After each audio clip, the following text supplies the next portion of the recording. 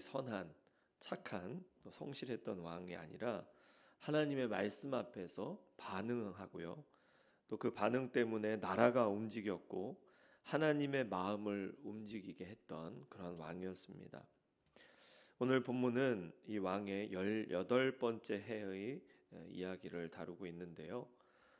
서기관 사반을 성전에 보내서 대제사장 hilki야에게 성전을 수리하라는 그러한 지시를 내립니다. 그런데 성전을 수리하는 과정에서 율법책을 발견했다는 겁니다. 그동안은 율법책이 어디에 있었는지 잘 몰랐던 것 같습니다. 그런데 이 율법책이 발견되어졌다는 것을 왕에게 보고를 하게 되죠. 그리고 이 서기관은 왕에게 율법책을 읽습니다.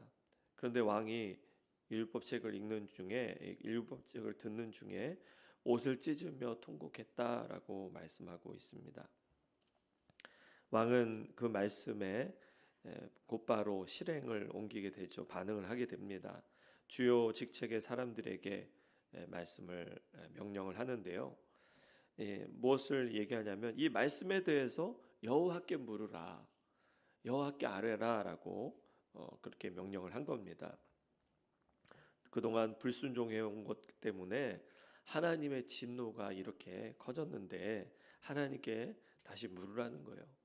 그래서 그 지시를 받은 그러한 주요 지책의 사람들이 그 당시 아마 인정을 받고 있던 여선지 훌다라는 그런 여인에게 가서 이렇게 이야기를 했습니다. 그랬더니 이제 훌다가 거기에 대해서 답을 해주는데요. 16절부터 쭉 내용을 보면은 이곳과 주민들에게 재앙을 하나님이 내리실 텐데 이 백성이 하나님을 버리고 다른 신들에게 분향한 것 때문에 경노하셨다라는 겁니다. 그러나 왕이 율법책의 말씀을 듣고 하나님 앞에서 겸비하여 옷을 찢고 통곡하였기 때문에 그의 말을 들으셨다. 하나님께서 이 요시야의 말을 들으셨다라는 겁니다. 그의 그 통곡하는 소리를 들으셨다라는 거죠. 그래서 이곳에 내리는 그러한 재앙을 그 왕, 요시야 왕은 보지 않게 해주겠다라고 말씀하셨다는 겁니다. 그래서 다음 장 23장에 보면은 요시야 왕 이 말씀을 듣고 바로 대책을 세우게 되죠. 근데 우리가 오늘 22장의 말씀에서만 살펴보면서 주목하고 싶은 부분이 있습니다. 그것은 하나님께서 요시야 왕의 어떤 부분을 주목하셨다라는 거예요. 조부 므낫세 왕 때 남유다의 그 멸망을 확정하셨던 심판의 예언. 그 심판의 예언이 최소한 요시야 왕 때에는 이루어지지 않을 것이다 라는 거였는데요. 왜 그렇게 하셨냐면 하나님의 말씀을 듣고 옷을 찢고 통곡했기 때문이다 라고 하신 겁니다. 왜 통곡했습니까? 이 요시야 왕이 읽었던 부분은 뭐 모세오경이겠지만 그 중에서도 레위기서나 신명기, 특히 이제 신명기 28장으로 추정을 합니다.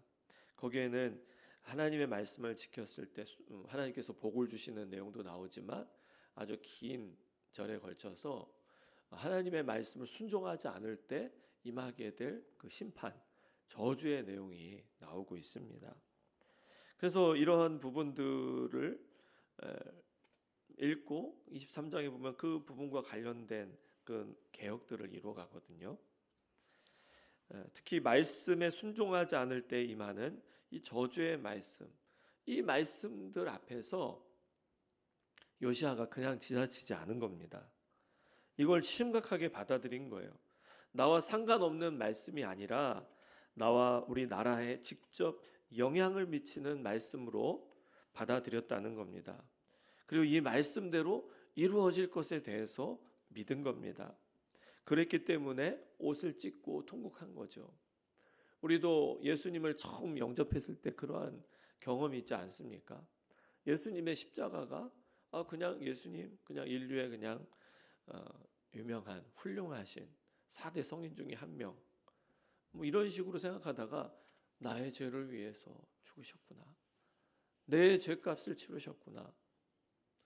나와 상관없는 것처럼 보였던 것이 나와 상관 있을 때 우리는 의미 있게 반응하잖아요.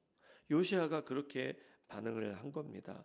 하나님의 말씀 앞에서 그 말씀이 나와 상관이 있구나. 우리 나라가 이렇게 어려운 위기에 처한 것이 바로 우리가 말씀을 순종하지 않았기 때문이구나.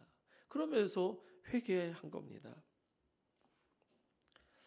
이 위대한 신앙의 개혁이 23장에서 이루어지게 되지만 그 시작점은 바로 하나님의 말씀을 나에게 주시는 말씀으로 실제적으로 받아들일 때 시작이 된 겁니다. 오늘날도 우리는요, 말씀의 홍수 속에서 살아가죠. 우리가 제대로 살려면요, 하나님의 말씀을 온전히 받아들일 때 가능합니다.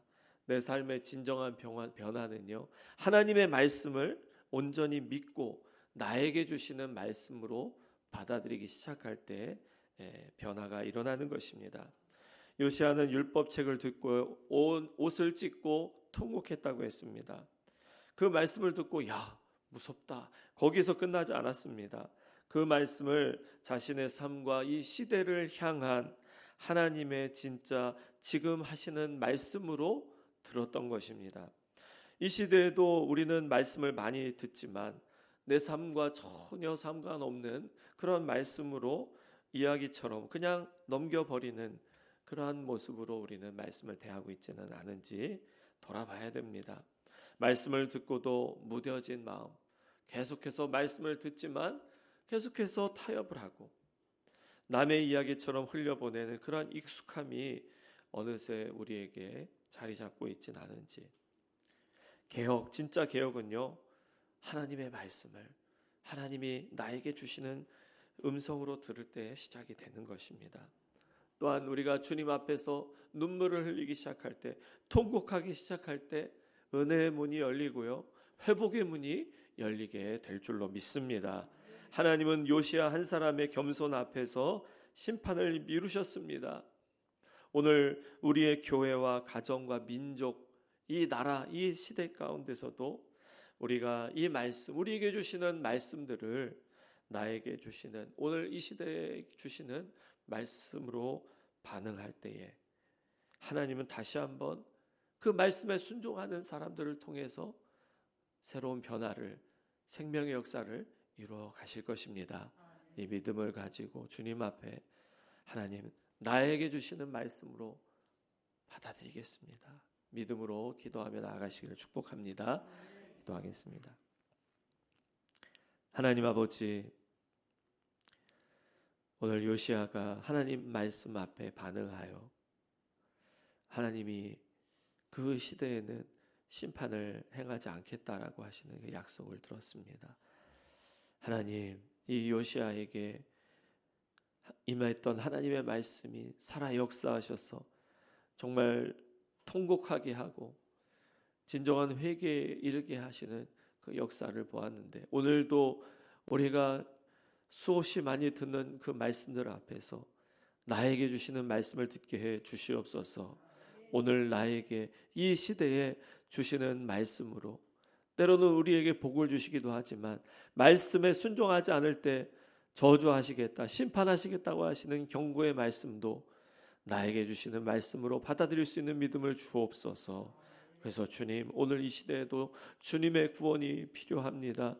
주님의 구원의 역사, 생명의 역사가 필요합니다. 우리 가정 안에서, 우리 교회를 통해서, 이 지역사회 안에서, 이 시대 가운데서 주님의 역사가 필요합니다. 주님, 우리 기독교 신앙이 쇠퇴해져 가고 있다라고 말하는 이 시대 속에 교회의 성도들은 줄어들고 다음 세대도 계속해서 줄어들고 있다라는 이 시대 속에 다시 한번 우리가 회개함으로써, 다시 주님의 말씀 앞에 온전히 섬으로써 이 시대에 다시 생명의 역사를 경험할 수 있는 은혜가 우리에게 있게 하여 주옵소서. 오늘날도 교회를 통해 수많은 생명들이 주님 앞에 돌아오는 것을 보게 하여 주옵소서. 예수님의 이름으로 기도합니다. 아멘.